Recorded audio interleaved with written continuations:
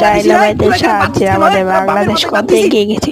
ইন্ডিয়ার পুটকে দিয়ে আমরা তোরা কাকে জিজ্ঞাসা করে নদীতে বাদ দিয়েছিস? এই তোদের বাদের জন্য আমাদের বাদ দেওয়া কিছু হয়ে গেছে। আমাদের কোটি কোটি টাকার প্রজেক্ট নষ্ট হয়ে যাচ্ছে। এখন পানি থেকে আমাদের বিদ্যুৎ উৎপন্ন বন্ধ হয়ে গেছে। শালা ভেঙে ফেলেই বাদ।